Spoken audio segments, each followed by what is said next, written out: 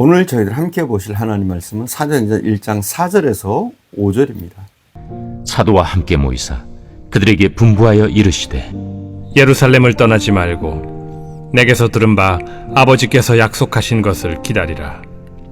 요한은 물로 세례를 베풀었으나 너희는 몇 날이 못 되어 성령으로 세례를 받으리라. 먼저 1장 5절을 봉독하겠습니다. 요한은 물로 세례를 베풀었으나 너희는 몇 날이 못 되어 성령으로 세례를 받으리라 하셨느니라. 자, 도대체 성령으로 세례받는다고 그랬는데 성령 세례가 무엇입니까, 여러분? 성령 세례는 예수께서 성령을 통해서 베푸시는 세례입니다. 이 세례를 받게 되면 그리스도인이 더욱더 그리스도인답게 살게 됩니다. 이런 능력 있는 삶과 확신 있는 삶을 영위하기 위해서 하나님이 부어주시는 은혜가 성령 세례입니다. 이것은 초대교회뿐만 아니라 모든 그리스도인들에게 주시는 하나님의 약속입니다. 우리 성도들은 이 성령으로 세례받기 위해서 힘써야 하고, 또 우리는 이미 예수 그리스도를 구주로 믿을 때 성령 세례를 받았다는 사실을 우리는 인식해야 됩니다. 터키 공화국에서 처음 자동차를 생산할 때 일이었습니다. 터키 역사상 처음으로 자동차를 생산한 것이기 때문에 대통령과 관료들은 물론 온 국민들까지 대단한 관심과 기대를 가지고 있었습니다. 국민 대표들이 국회의사당에 모여서 시승식 축제를 열고 대통령은 모든 국민들이 지켜보는 가운데서 자동차에 올라탔습니다. 그런데 온 국민과 관료들의 박수를 받으며 출발한 차가 300m도 못 가서 퍽 하더니 시동이 꺼지고 딱 서버리는 겁니다. 모두 깜짝 놀랐습니다. 대통령도 당황하고 국민들도 모두 무슨 일이 일어났는가 의아해했습니다. 당황했습니다. 자동차 생산에 국가의 운명이 달려있기 때문에 과연 실패인가 성공인가 하고 모두 긴장하고 있었습니다. 그때 기술자가 자동차를 점검하기 위해서 손살같이 달려나왔습니다. 그는 자동차를 점검을 하고 땀을 씻어내면서 말했습니다. 너무나 흥분한 나머지 자동차에 기름을 넣는 것을 깜빡 잊어버렸습니다. 축제 분위기에 들떠서 자동차에 연료도 넣지 않고 출발을 했던 겁니다. 다른 것은 다 좋은데 기름이 떨어져서 차가 중간에 멈추는 바람에 대망신을 당하게 된 겁니다. 우리 인생도 마찬가지입니다. 지식도 있습니다. 환경도 좋습니다. 의욕도 있습니다. 건강도 있습니다. 그러나 딱 한 가지 부족한 것, 부족해서 성공하지 못하고 행복하지 못한 삶을 사는 사람들이 많습니다. 우리에게 부족한 그 딱 한 가지가 무엇일까요? 저는 그것은 성령의 능력이라고 생각합니다. 우리 크리스찬에게는 특히 더 그래요. 우리에게는 무엇보다도 성령으로 충만해질 필요가 있습니다. 우리에게 필요한 것은 세상 그 무엇이 아니라 성령의 권능이 우리에게 필요한 줄 믿습니다. 우리가 성령을 받으면, 하나님의 능력만 받으면 모든 것을 다 할 수 있는데, 하나님의 능력을 받지 못해서 실패하고 불행하게 사는 사람들이 얼마나 많습니까? 크게 성공할 사람인데 성공하지 못하고, 행복해야 할 사람이 행복하지 못하고, 인생이 빛날 사람이 빛나지 못합니다. 영혼이 육체의 생명인 것처럼 성령은 영혼의 생명입니다. 영혼의 생명.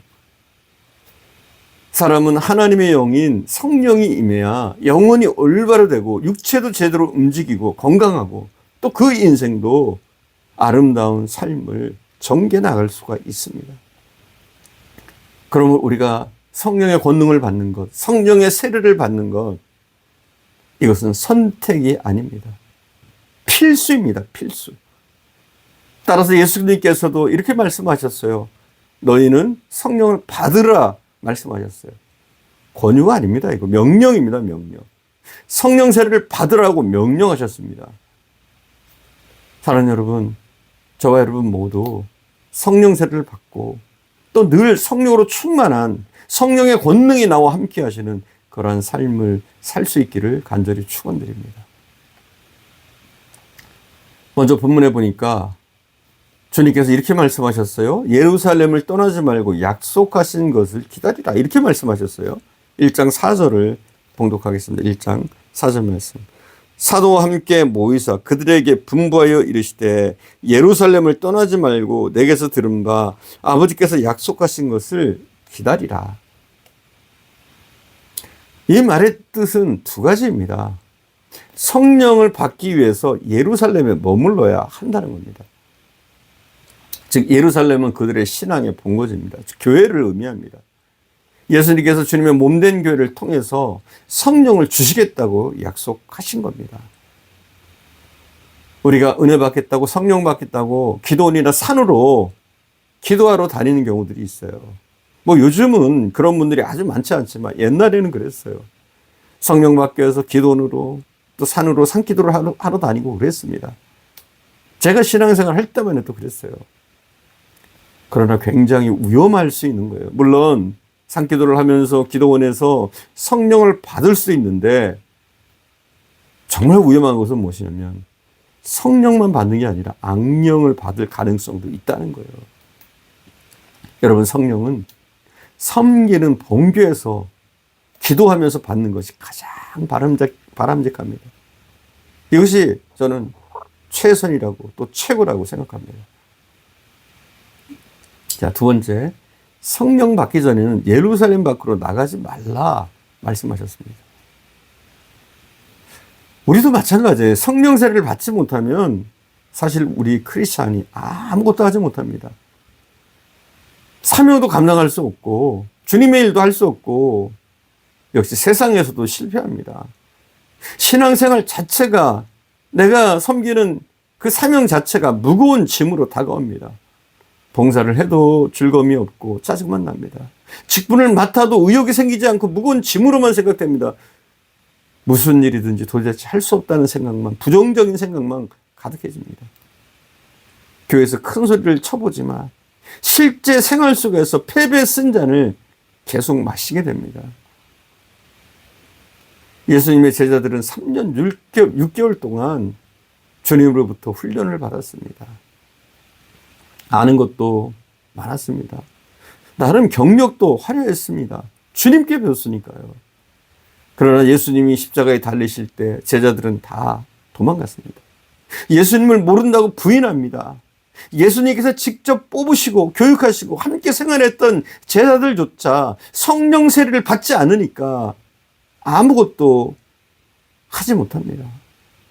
하물며 오늘날 예수를 본 적도 없고 직접 만져본 적도 없는 우리야말로 더할 나위 없이 성령 세례를 받아야 합니다. D.L. 무디라는 굉장히 유명한 부흥사가 있어요. 이분은 본래 학교를 제대로 다니지 못했습니다. 구두방에서 직공으로 있었습니다. 그러나 주일학교 교사였던 킴볼 선생님의 전도로 예수를 믿고 자기도 주일학교 반사가 되겠다고 목사님께 찾아가서 말을 했습니다. 그러나 이 무디가 학교 교육을 받지 못하고 말솜씨도 형편없으니까 이 교사의 자격을 주지 않았습니다. 그래서 무디는 산피탈에 올라가서 나무를 붙잡고 하나님 나에게도 성령을 주옵소서 얼마나 몸부림을 치고 부르짖었던지 그만 나무 뿌리가 쏙 뽑혀서 대굴대굴 개울바닥에 떨어졌지만 그는 기도를 멈추지 않았다고 합니다. 그때 몸이 너무 뜨거워지면서 하나님의 불이 그에게 임한 겁니다. 온몸이 불덩이 같은 그때부터 성령의 강력한 임재를 이 무디가 경험을 하는 거예요.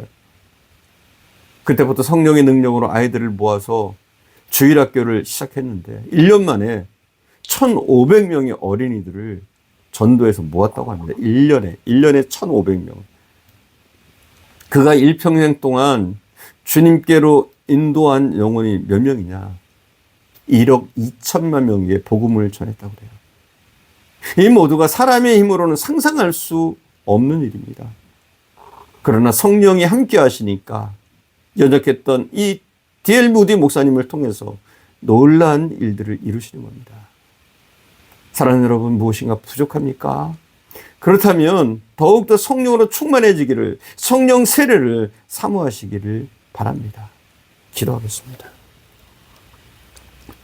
사랑하는 주님, 우리 가운데 성령 하나님 더욱더 강력하게 임하여 주셔서 우리가 하나님의 자녀다운 자녀로 성령의 세례를 받고 또 성령의 충만한 상태로 주님 주신 그 능력, 성령의 권능으로 이 땅을 살아나갈 수 있도록 인도하시기를 간절히 원합니다. 하나님, 이 시간 이 예배에 참여한 모든 무리 위에 성령의 세례를 허락해 주시고 이제는 성령으로 충만하게 하셔서 나의 힘이 아니라 성령께서 주시는 힘과 권능으로 내게 맡겨진 모든 일들을 넉넉히 감당하는 저희들 되어줄 수 있도록 은혜와 복을 내려주옵소서. 오늘도 함께 하신 주님께 감사드리며 우리 구주 예수님의 이름으로 기도드립니다. 아멘.